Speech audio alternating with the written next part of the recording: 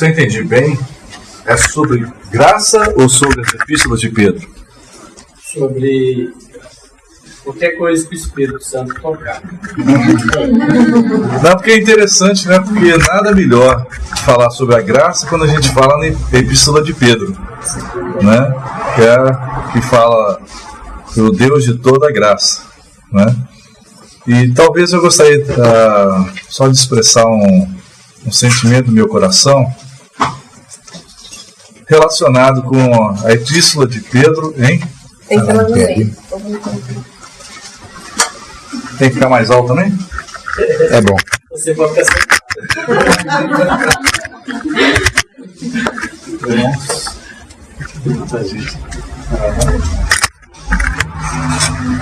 É que é bom que se tiver ruim, empurra para a porta. Mas, irmãos, nós vivemos realmente numa época muito especial. Não porque é a época da internet, mas é uma época muito especial que nós vivemos.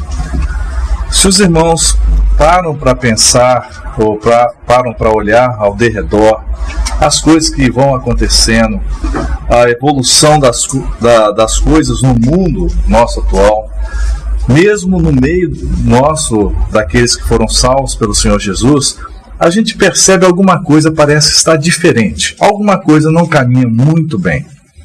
Mas nós sabemos que o nosso Senhor, Ele faz todas as coisas perfeitas. O Senhor não tem erro algum naquilo que Ele disse que ia fazer, naquilo que Ele fez, e nós podemos confiar nisso. Mas quando nós estamos caminhando neste mundo, nós precisamos ser encorajados, precisamos ser ajudados a ser direcionados para o caminho da maneira como o Senhor deseja. E nada melhor que a carta de Pedro para nos ajudar a respeito disso. Você sabe que essa carta de Pedro, ela foi escrita, se foi no ano 67, 68, 69, 70, isso não faz muita diferença, mas foi exatamente nesse período. Então, o nosso querido irmão Pedro, ele já estava com uma idade um pouco mais adiantada, porque o Senhor já havia partido há mais de 30 anos, ido para os céus, assunto aos céus, e Pedro continuou na sua jornada aqui na terra. Então, ele foi um irmão que ainda estava caminhando. E ninguém melhor do que Pedro, não somente ele, mas se nós olharmos, por exemplo, a vida dos nossos irmãos como João, como Paulo, irmãos que passaram por essa época, quando eles estavam quase ao findar de suas vidas, eles têm uma mensagem para você e para mim. Por que isso é importante? Você e eu, como Pedro, nós fomos chamados um dia pelo Senhor. Um dia nós recebemos essa graça imensa de sermos convidados a ter os nossos olhos abertos para vermos a pessoa do nosso Senhor Jesus. E, assim como Pedro, nós começamos as nossas jornadas. E como nós podemos nos ver tão bem na vida de Pedro, na vida de João, na vida de Paulo, como que nós vemos a experiência deles, a nossa experiência escrita na experiência deles. Mas, quase ao findar da carreira de cada um deles, eles dão um testemunho vívido para você e para mim de coisas que são extremamente importantes. O que você e eu precisamos na nossa jornada com o Senhor. Então, como nós estamos tratando aqui da carta de Pedro, nós vemos, não sei se você teve a curiosidade de ler um pouco, mas você começa a perceber algo interessante. Pedro aqui, ele sempre menciona alguma coisa, relação assim, para frente, para frente, para frente. E isso para mostrar para você e para mim que as coisas têm um início, mas elas têm um transcorrer e têm um final. É como ele dissesse, olha, eu, assim como vocês, um dia encontrei o Senhor Jesus. E um dia eu comecei a caminhar com Ele e fui aprendendo, fui vendo o Senhor, fui tocando no verbo vivo e fui vendo a mim mesmo, mas fui vendo quem era o meu Salvador. Então, por exemplo, se você lê no versículo... A primeira vez que aparece a palavra graça, no versículo 2, Então ele falando aos irmãos, eleitos segundo a presciência de Deus Pai, em santificação do Espírito, para obediência e aspersão do sangue de Jesus Cristo, graça e paz vos sejam multiplicados. Então você continua lendo no versículo 3. Por que o bendito seja o Deus e o Pai de nosso Senhor Jesus Cristo? Por quê? Por que nós louvamos e bendizemos ao nosso Pai? Porque Ele, Deus da misericórdia, nos regenerou para uma viva esperança. Então você vê o seguinte, você foi trazido de uma situação, você foi regenerado e você foi conduzido agora em direção a uma viva esperança. Se você continua lendo, isso é só como exemplo para a gente ver como Deus como Pedro nos impulsiona a vir sempre à frente. Versículo 5. Nós que somos guardados pelo poder de Deus mediante a fé, para a salvação preparada lá atrás? Não. Onde foi preparada essa salvação? Para ser revelada no último tempo. Ou seja, ele transporta, ele te mostra a nossa salvação, a graça e a misericórdia de Deus, e te mostra o seguinte, ela vai ser revelada mais à frente. E se você continuar lendo, talvez versículo 9, obtendo o fim da vossa fé. Ou seja, o fim não é o início. Você tem o começo, você tem o princípio, mas o fim é na frente. Então, com isso, para nos chamar a atenção, como que existe um transcorrer na nossa vida. E Pedro, ele vai falando a respeito disso. Então, por isso, o nosso irmão, ele menciona nessas cartas que ele escreve aqui próximo ao final de sua vida, aquilo que é o cerne, aquilo que é tão importante para você e para mim. Para que nós que iniciamos a carreira com o Senhor, para que nós cheguemos ao fim dessa carreira com o nosso Senhor. Meus irmãos, por que isso é importante? Porque você vê, não só na experiência de Pedro, mas na experiência de João, de Paulo, eles trazendo o mesmo tipo de mensagem. Isso talvez não, com certeza, para mim, o Espírito Santo, ele sabe quem nós somos. Ele sabe as nossas dificuldades, como você pode ver na vida de Pedro, e você olha para a sua vida, e para mim você vê essas dificuldades. Então ele sabe como nós somos complicados. Um exemplo disso, o Senhor, no início, ele morreu na cruz, foi ressurreto, então veio o dia de Pentecostes, a igreja nasceu, começou a caminhar, pouco a pouco, um problema daqui, um problema dali, mas o Espírito Santo continua impulsionando a todos os irmãos. Mas então Pedro, que já está um pouco mais lá na frente, como os outros irmãos, ele dá um testemunho. O que é o cerne da sua vida? O que é que pode te ajudar? Ou o que tem que ser o centro da sua vida para te levar até o fim? Como que você pode descobrir isso? Então, por isso, o nosso irmão, ele vem falando a respeito da graça. Você e eu sabemos quão difícil é nós chegarmos até o fim. Algumas vezes em nossas vidas, em experiências as mais variadas, você pensa assim, gente, eu acho que não tem para onde descer mais. Ou não tem para onde ir mais além disso, parece que é o fim. Não tem como. Eu vou dar até uma ilustração, acho que eu já contei para alguns irmãos, uma coisa super interessante. Você já viu uma situação negra na sua vida? Com certeza já, não precisa nem pedir para levantar a mão de ninguém aqui, porque todos nós temos. Mas você já experimentou a negritude, ou a escuridão, ou a completa ausência de luz, fisicamente? É uma situação muito interessante.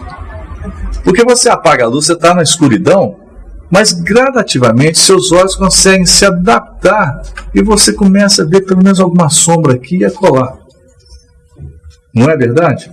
Então você não está de posse, você não está vendo o que é a escuridão total e completa. Mas eu tive uma experiência que foi muito interessante e me lembrou muito Jonas. Eu acho que Jonas passou por uma experiência de completa escuridão.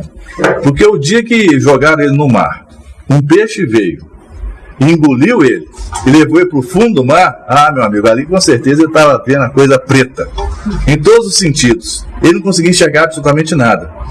E uma vez eu lembro que eu estava atravessando indo para casa de metrô, e o metrô passa debaixo do rio. E quando estava no meio do rio, nas laterais, não tinha nem luz não, porque normalmente tem no trajeto, sempre tem uma luz aqui, uma colar, que acho que o pessoal que vai consertar tem. Mas nesse trajeto, acho que no fundo do rio, não tinha luz alguma. E de repente o metrô parou. Apagaram-se todas as luzes, aquela situação... Olha, eu colocava o dedo assim na minha frente, eu não sabia nem que meu dedo estava aqui. Eu acho que até a minha sensação de percepção, eu perdi. Eu não conseguia enxergar absolutamente nada. Fez um silêncio dentro do vagão do metrô, mas todo mundo só pensando assim, o que será que aconteceu? Eu nunca experimentei uma sensação de tanta escuridão. Mas por que eu estou dizendo isso? É porque no nosso caminhar, nós temos situações, talvez não tão negras, tão escuras quanto essas, mas nós temos situações difíceis. E o que é que pode encorajar você e a mim a prosseguir? Você já passou por alguma experiência, igual às vezes o Davi mencionava, dizendo que está desesperado da sua vida, que parecia que não existia salvação, não existia. Ele perguntava, Deus, onde é que tu estás? Parece que eu estou sozinho nesse mundo, não há escapatória para mim. Não há esperança para mim. Mas eu disse a palavra. Por isso Pedro diz que o nosso Deus, você vai achar quantas vezes a palavra esperança no livro de Pedro? Quem olhou isso? Não? Olha que coisa interessante. É um lugar que fala que Deus, o nosso Deus, é o Deus de toda a esperança. Não é alguma esperança, não. Não é para uma situação quando você está onde as trevas estão mais ou menos, que você acha que você ainda pode fazer alguma coisa, mas é onde você já não existe mais esperança alguma. Pedro vem dizer para você, fala, olha, na minha vida eu aprendi quantas vezes eu errei, eu neguei o meu Senhor, eu fiz um vexame, eu dei o maior piti do mundo quando aquela moça falou comigo, mas você sabe de uma coisa? O nosso Deus é diferente. Como que sempre com o Senhor há esperança. Você já experimentou isso? Você já experimentou isso na sua vida? Pensa na situação mais difícil que você tem enfrentado.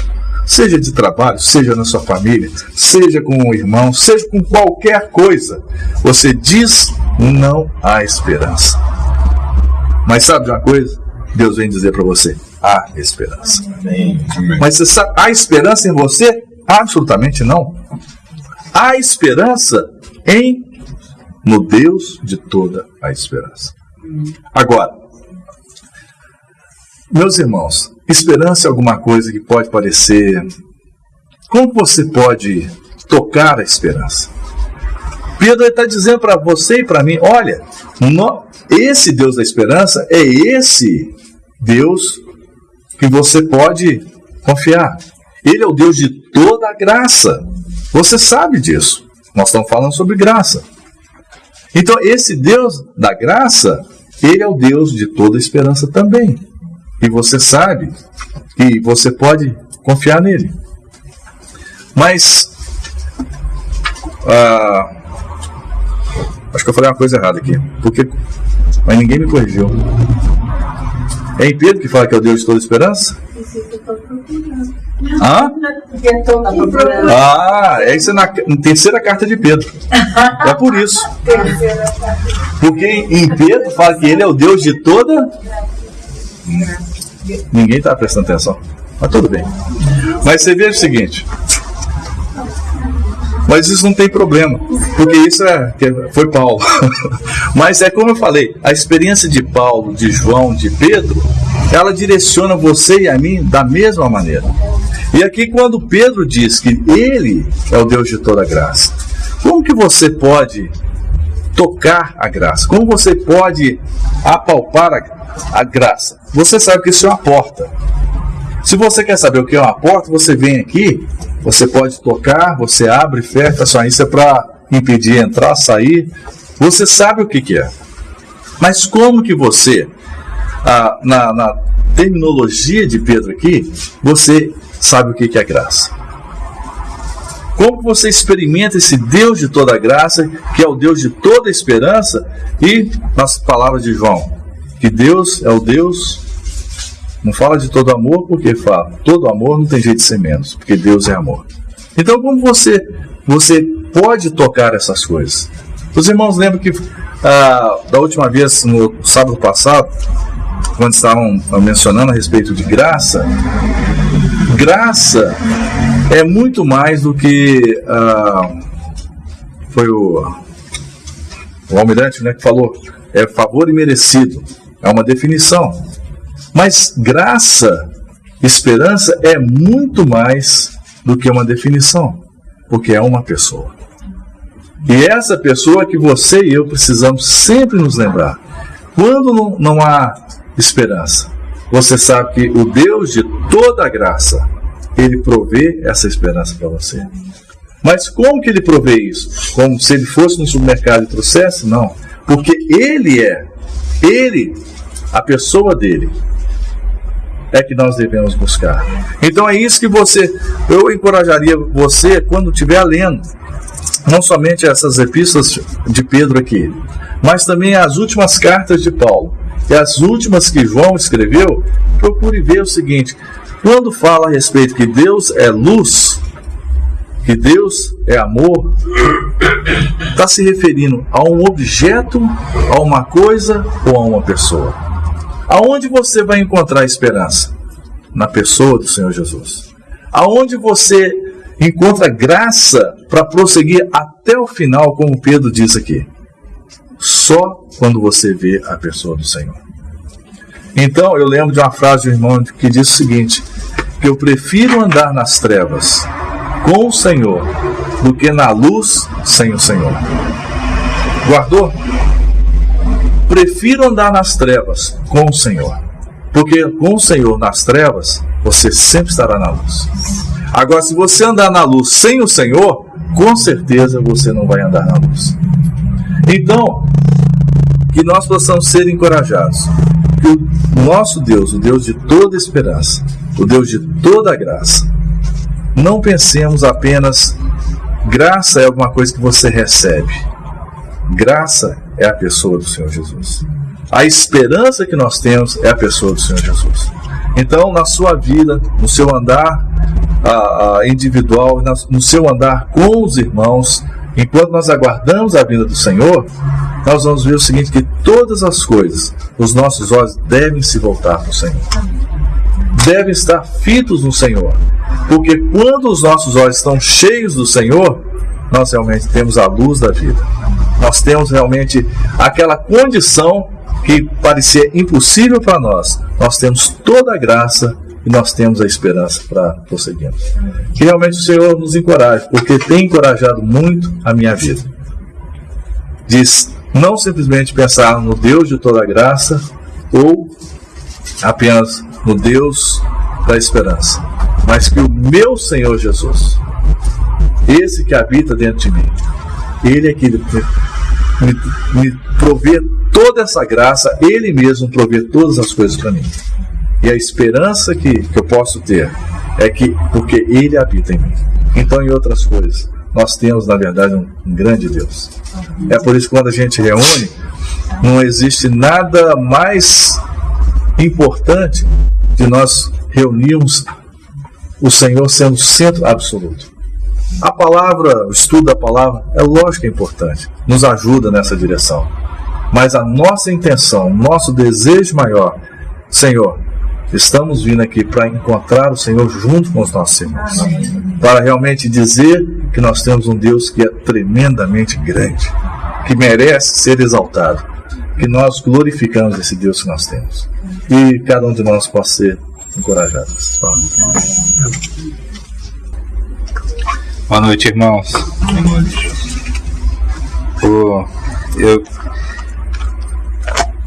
Diferente dessa experiência que o o Alexandre teve no metrô, eu já tive alguma experiência com a escuridão plena e total. Durante um período na minha vida eu tinha por hobby visitar cavernas, e eu quero dizer o seguinte, que a falta da luz, e aí é uma alegoria bastante interessante para a gente poder trazer para o nosso relacionamento com o Senhor.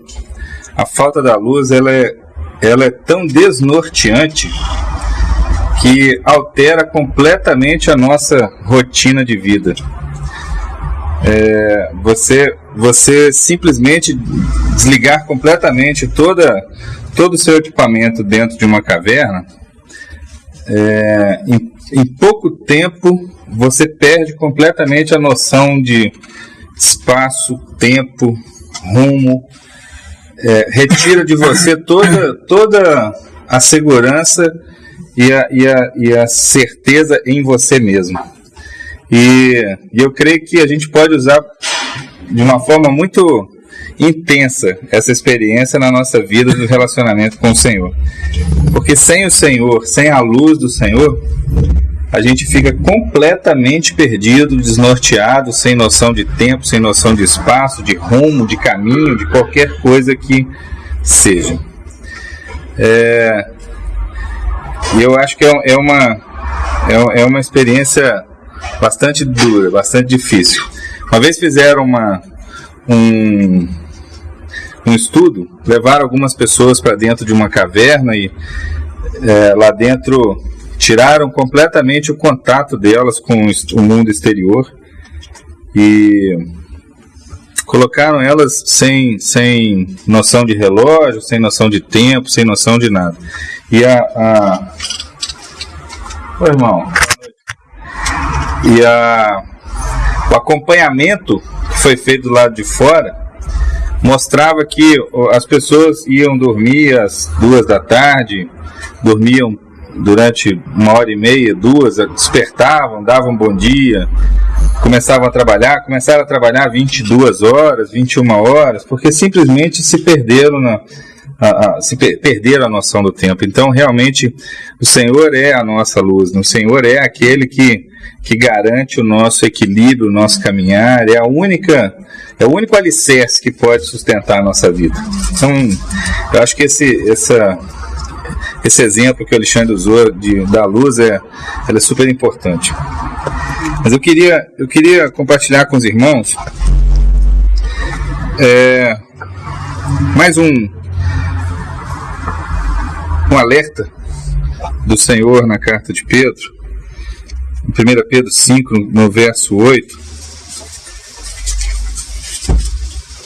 um verso bastante conhecido. Ele diz assim: sede sóbrios e vigilantes. O diabo, vosso adversário, anda em derredor, como leão que ruge procurando alguém para devorar. Essa talvez seja uma das direções mais claras da carta de Pedro, que é o alerta para que nós estejamos vigilantes, nós estejamos atentos, porque caminhar com o Senhor é um privilégio, mas é um grande desafio, né? E aí, essa semana eu tenho tido a oportunidade de estudar um pouco a palavra lá em 1 Samuel, e quando eu estava aqui louvando, o Senhor me lembrou dessa passagem no capítulo 15 de 1 Samuel. Vou ler alguns versos para os irmãos, que eu acho que exemplificam bastante isso que a gente acabou de falar. O verso 15 de 1 Samuel, no capítulo 3, diz assim: vai, pois, agora, e fere a Amaleque, e destrói totalmente a tudo que tiver, e nada lhe poupes. Porém, matarás homem e mulher, meninos e crianças de peito, bois e ovelhas, camelos e jumentos. 1 Samuel 15. essa ordenança do Senhor para Saul é talvez a ordenança mais clara que o Senhor pode ter falado. Vai lá e destrói tudo, não deixa sobrar nada. Os irmãos sabem que Amaleque representa aquilo que há de ruim, né? O pecado, a carne. E aí lá no verso 9, a palavra nos diz o seguinte: Saul e o povo fizeram o quê? Pouparam Agag, que no verso 8 está dizendo que é o rei dos amalequitas. E o melhor das ovelhas e dos bois, e os animais gordos e os cordeiros, e o melhor que havia... Vou passar por aqui, irmão? E o melhor que havia, e não os quiseram destruir totalmente. Porém, que interessante, toda coisa vil e desprezível, isso eles destruíram. E aí, irmãos, o Senhor não se agradou dessa situação, porque a instrução e a ordem do Senhor era para que tudo fosse destruído. E o povo poupou, o rei dos amalequitas poupou algumas coisas que lhes pareceram boas. Agora, é lógico que toda coisa vil e desprezível eles destruíram, né? O chamamento do Senhor para nós é que nós nos livremos de Amaleque e dos amalequitas nas nossas vidas. Tudo que há de Amaleque na nossa vida tem que ser destruído. E não somente as coisas que são vis e desprezíveis, como diz o verso 9. E aí o Senhor mandou ao profeta a indagar a respeito dessa atitude. Por que vocês fizeram isso? Por que aconteceu de vocês deixarem essa parte para trás? E aí lá no verso 21, vem a explicação, né? Ele diz assim: mas o povo tomou do despojo ovelhas e bois, o melhor do designado à destruição, para oferecer ao Senhor teu Deus em Gilgal. Então é assim, olha, nem tudo é tão ruim no mundo, né? O Senhor não estava assim tão certo quando ele disse: olha, não tem nada que preste em Amaleque. E o que a gente está falando é assim, nem tudo é tão ruim no mundo. Ainda tem coisas boas. E a gente pode ficar com elas para quê? Para sacrificar o Senhor. A gente está oferecendo coisas do mundo para o Senhor, né? A nossa atitude, claro, não são as coisas vis e desprezíveis. São coisas que têm aparência de coisas boas, né? Então, eu quando estava lendo esse texto, me lembrei desse chamado de Pedro, dizendo: sede sóbrios e vigilantes, porque o diabo anda ao derredor. Ele vai introduzir no nosso dia a dia, na nossa caminhada, coisas sutis que têm aparência de coisas boas, ou que têm aparência de coisas não pecaminosas, e que a gente vai guardá-las para oferecer ao Senhor. Poxa, é uma coisa boa que eu estou fazendo. Apesar do Senhor ter me dito para entrar lá, gente, o clamor do Senhor foi o seguinte: nada lhe poupes. O verso 3 diz assim: matará homem, mulher, menino, criança de peito. Nem isso se salva no meio dos amalequitas. E quantas vezes, irmãos, eu tenho me deixado iludir por coisas sutis, por coisas que têm aparência de não pecaminosas, e que a gente vai deixando no meio da nossa casa, vai deixando no meio da nossa vida, e não vai extirpando, sob pena até de você não ser considerado muito bacana, ou não ser uma pessoa muito bem-vinda em alguns lugares. Essa semana eu tive um aprendizado tão grande um ancião na minha casa que me ensinou coisas tão preciosas a respeito da atitude e da postura na nossa vida. O Pedro tem 14 anos e disse assim para mim, falou assim: pai, eu não sou uma pessoa benquista. E eu fiquei preocupado, porque é difícil nós somos pais, é difícil ouvir isso de um filho, né? E aí eu disse: por que, filho? Porque eu luto contra as posições que eu não acho adequadas dos meus colegas, e eles lutam contra a minha posição. E eu não abro mão da minha posição, papai. Eu não abro mão disso que eu acredito. E por isso que eu sinto que eu não sou benquisto. E eu disse: filho, eu não tenho nada para te dizer, porque hoje o Senhor levantou você para me dizer. Porque eu confesso a você que eu sou extremamente benquisto por onde eu passo. Que o Senhor possa nos abençoar com a revelação dessas coisas que a gente tem trazido do meio dos amalequitas, porque é isso que nos faz benquistos. E o chamado do Senhor é diametralmente oposto a esse. Amém. Ô sócio, vou aproveitar, por favor, seu ensejo. Vamos aqui em Mateus 10, verso 39. Antes, nós estávamos lá na terça-feira, em Buritis, reunidos na casa de um irmão.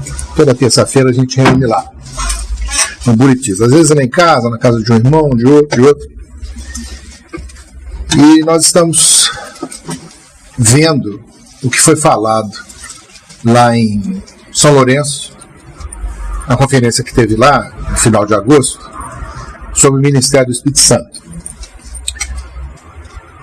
E eu até digitei, gostei tanto da conferência, que digitei lá o primeiro que o Romeu falou, o segundo também, depois o Luiz Fontes eu comecei, já pus, né? E então, falou-se algo lá sobre tomar a cruz. Não na conferência, mas lá em casa. E aí, uma irmã leu algo que eu vou ler também, a mesma coisa que ela leu, e ela parou em determinado ponto. E eu continuei a minha leitura silenciosa, né? Ela leu em voz alta, eu continuei silencioso. O versículo seguinte, eu falei: opa, descobri. Né? Achei fantástico. Mas assim, 39, né, de Mateus 10. Quem acha a sua vida, perdê-la-á. Quem todavia perde a vida por minha causa, achá-la-á. Agora, vamos lá no Mateus 16. 16. Só que eu já perdi aqui.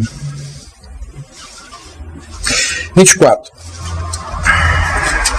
Se alguém quer vir após mim, a si mesmo se negue, tome a sua cruz e siga-me. Muito bem, então essa cruz, o que é cruz, o que é isso, o que é aquilo? Então eu vejo muita gente, muitos anos atrás, eu estava conversando com um irmão, e ele não admitia: não, o que é isso, tomar cruz, eu não sei o que é isso. Também não sabia, né? Mas, e aí a gente vai ficando mais velho, vai descobrindo alguma coisa, né? E então há diversos aspectos de você tomar a cruz, né? Acho eu, ou sei lá. Mas um deles é não que eu quero,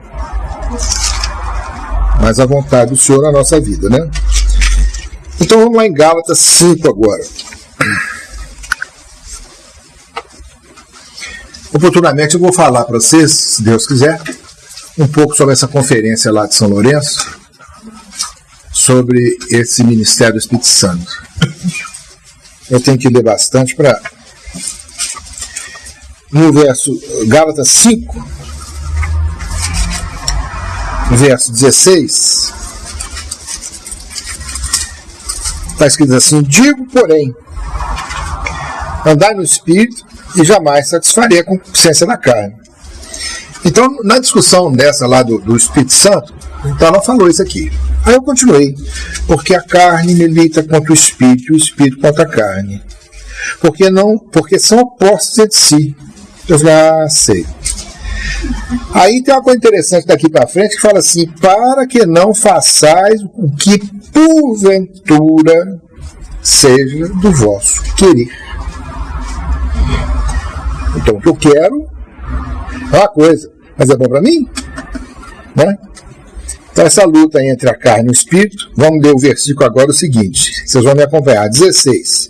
Digo, porém, andai no espírito, jamais satisfarei a concupiscência da carne. Pula lá para baixo. Para que não façais o que porventura seja do vosso querer. Então, por que a gente tem que andar no espírito? Para que a gente não satisfaça porventura seja do vosso querer, aquilo que é do nosso querer.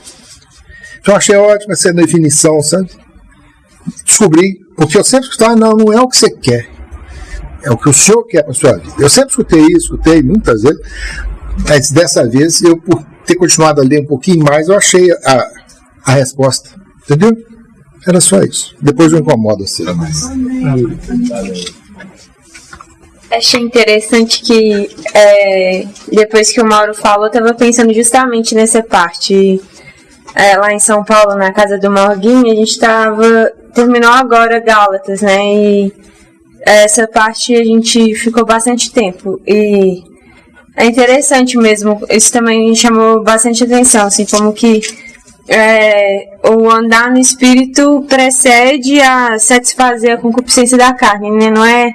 Não satisfaça a concupiscência da carne e aí você está andando no espírito, né? Como que se você andar no espírito, aí você não vai satisfazer. É uma coisa, a causa e consequência é diferente, né? E em Romanos 8, acho que é um texto que é paralelo a esse trecho de Gálatas, fala do pendor da carne e do espírito.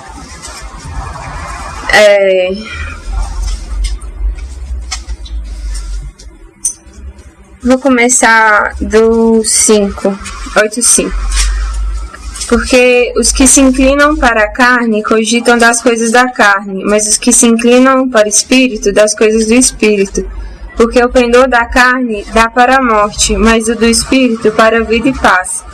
Por isso, o pendor da carne é inimizade contra Deus, pois não está sujeito à lei de Deus, nem mesmo pode estar. Portanto, os que estão na carne não podem agradar a Deus. Vós, porém, não estáis na carne, mas no Espírito, se de fato o Espírito de Deus habita em vós. E, se alguém não tem o Espírito de Deus, esse tal não é dele. Se, porém, Cristo está em vós, o corpo, na verdade, está morto por causa do pecado, mas o Espírito é vida por causa da justiça. Se habita em vós o Espírito daquele que ressuscitou Jesus Cristo dentre os mortos, esse mesmo que ressuscitou a Cristo Jesus dentre os mortos, vivificará também o vosso corpo mortal, por meio do seu Espírito que em vós habita. Aí eu vou pro 13. Não pode mentir, o 12, tá bom. Assim, pois, irmãos, somos devedores não à carne, como se constrangidos a viver segundo a carne. Porque se viverdes segundo a carne, caminhais para a morte, mas se pelo Espírito mortificardes os feitos do corpo, certamente vivereis. Pois todos que são guiados pelo Espírito de Deus são filhos de Deus. Eu achei interessante, eu não tô com essa versão aqui em Belo Horizonte, eu deixei lá, que fala, a King James, né, que ela fala que, nesse trecho, que em vez de o pendor da carne, ela fala da mentalidade da carne e a mentalidade do espírito, né. Então é muito interessante, assim, como que em Cristo, a gente foi liberto da escravidão desse pensamento, né, da carne, dessas concupiscências da carne mesmo, né? E em Gálatas fala muito disso, né, de escravidão e de liberdade, né? E de certa forma, assim, pelo menos o que eu entendi, assim, ao final, assim, da carta, que é mesmo aquilo que Paulo diz aos Romanos ainda, né, da gente apresentar o nosso corpo como culto racional pela a renovação da nossa mente. Em outras partes também ele fala da gente combater todos os raciocínios que vão contra a obediência de Cristo, né? Então, como que isso é importante, né? Mesmo dentro do que o Mauro compartilhou, né? Dessas de poupar às vezes uma coisa que a gente considera que é útil, assim, para Deus, assim, na verdade não é, né? E como que isso liberta a gente, né? Se a gente viver pelo Espírito, não é uma coisa que a gente tem que ficar não é uma regra, né? É uma coisa que realmente nos liberta, assim, né? Que vai além, assim, de regra ou de preceitos, assim, ainda que os preceitos sejam bons, né? E assim, é um encorajamento, né, para experimentar essa vida de liberdade, né, no espírito mesmo, né? E lembrar disso, né, que nada da carne, né? Se a gente andar na carne é morte, e não tem como agradar a Deus andando na carne, né? Ter esse temor diante do Senhor, né? Acho que era só isso. Queria falar um pouquinho também, como Alexandre o Deus da esperança é Romanos 15:13, tá bom. Mas é o mesmo Deus, né? Amém. Graça, falar um pouquinho sobre graça. Graça nós sabemos que é um favor imerecido, né? Mas também lendo um livreto aqui do irmão Otmani, ele fala que graça é o amor expresso. Porque Deus, o amor, ele é interno, mas Deus, para manifestar esse amor dele para nós, ele teve que exteriorizar este amor. E quando ele exteriorizou este amor, ele se transformou em graça. Então, por exemplo, quando o Senhor,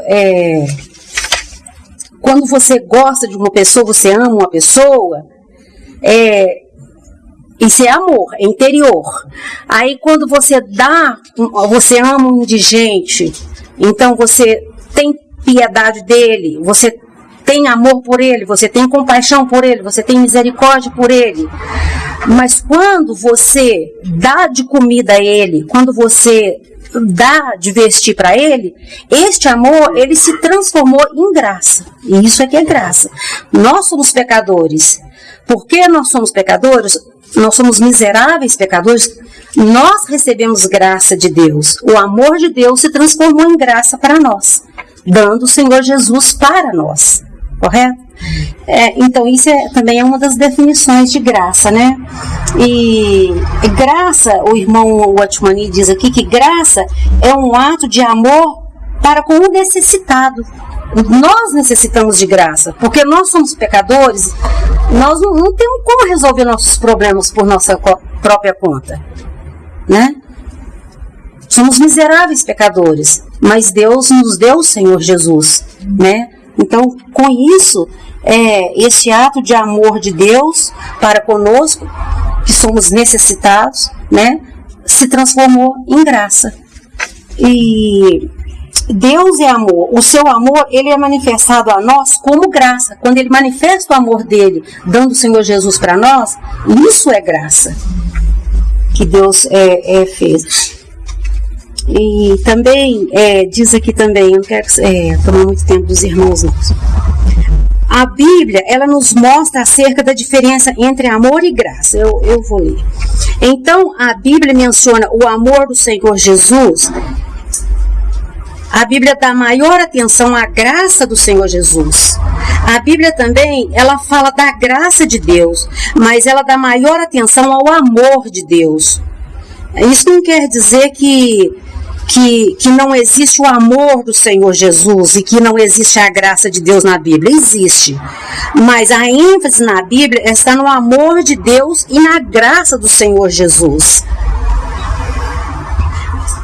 Como que foi que Paulo falou para os irmãos em 2 Coríntios 13:13? Pode abrir os irmãos, se os irmãos quiserem. Ele diz lá assim: a graça do Senhor Jesus Cristo e o amor de Deus e a comunhão do Espírito Santo sejam com todos. É 2 Coríntios 13:13. Então, essa é a ênfase que a Bíblia dá. A ênfase da Bíblia, ela está no amor de Deus e na graça do nosso Senhor Jesus Cristo. Por que é dessa forma? É porque foi o Senhor Jesus quem cumpriu a nossa salvação. Foi Ele quem concretizou o amor e realizou a graça. O amor de Deus, Ele tornou-se graça por meio da obra do Senhor Jesus. Entendeu? O que é graça? Senhor Jesus. Portanto, a Bíblia nos diz que a lei foi dada, por isso que a Bíblia nos diz que a lei foi dada por intermédio de Moisés, mas a graça veio por meio do Senhor Jesus Cristo. Primeiro, João 1,17, correto? É isso que eu queria falar sobre a graça. Agora tem um hino que eu gosto muito aqui, eu vou falar só um versículo dele, que diz assim: a graça de Deus revelada em Cristo Jesus meu Senhor, ao mundo perdido é dada, por Deus de infinito amor. Eu acho assim que se expressa tudo assim, né? Que eu falei aqui na Bíblia sobre a graça, né? Que a graça de Deus foi revelada em Cristo Jesus, meu Senhor, e ao mundo perdido ela é dada, por Deus de infinito amor. Amém? Amém.